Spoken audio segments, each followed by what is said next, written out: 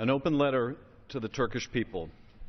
Today I write to you on an issue of great importance to both our nations. It is on a subject that many of you, especially the younger generation, may know little about because it concerns a chapter of world history that your government has expended enormous efforts to conceal.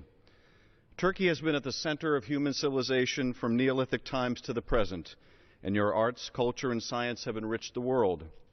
But interwoven with all of Turkey's remarkable achievements is a dark chapter that too many of today's Turks know little or nothing about. Were you aware that your grandparents and great-grandparents had many Armenian neighbors and friends?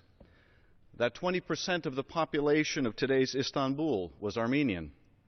Did you know the Armenians were well integrated into Turkish society as celebrated intellects, artists, craftsmen, and community leaders? Have you ever wondered what happened to the Armenians? Have you ever asked your parents and grandparents how such a large, industrious, and prosperous people largely vanished from your midst?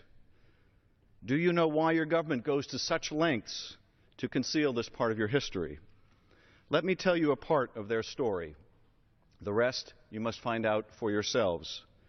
99 years ago this month, in the dying years of the Ottoman Empire, the young Turk government launched a campaign of deportation, expropriation, starvation, and murder against the empire's Armenian citizens.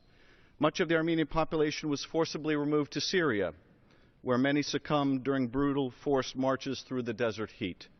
Hundreds of thousands were massacred by Ottoman gendarmes, soldiers, and even their own neighbors.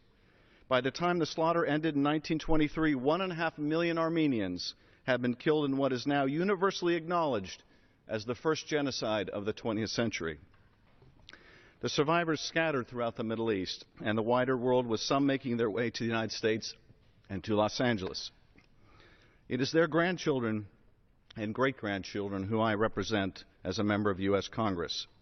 Theirs is a vibrant community, many tens of thousands strong, with schools, churches, and businesses providing a daily link to their ancestral homeland.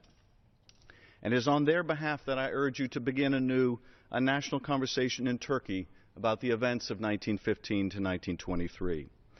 As a young man or woman in Turkey, you might ask, what has this to do with me? Am I to blame for a crime committed long before I was born?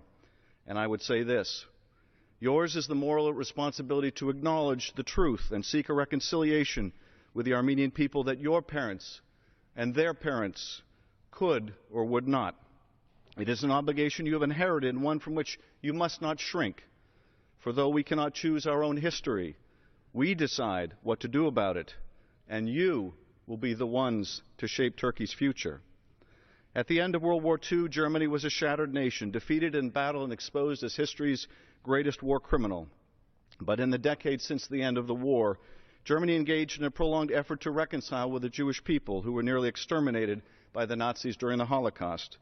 The German government has prosecuted war criminals, returned expropriated property, allied itself with Israel, and made countless apologies to the victims and to... Most important, Germany has worked to expunge the cancer of dehumanizing bigotry and hatred that gave rise to the Holocaust. This path of reflection, reconciliation, and repentance must be Turkey's path as well. It will not be easy. The questions will be painful, the answers difficult, sometimes unknowable. One question stands out: how could a nation that ruled peaceably over a diverse multicultural empire for centuries have turned on one of its own peoples with such ruthlessness that an entirely new word had to be invented to describe what took place? Genocide. As in Judaism and Christianity, the concept of repentance, or tawbah, is central to Islam. Next year will mark a century since the beginning of the genocide, and Armenians around the world will mourn their dead, contemplate the enormity of their loss, and ask why. Answer them, please, with words of repentance. Sincerely, Adam Schiff, Member of Congress. I yield back.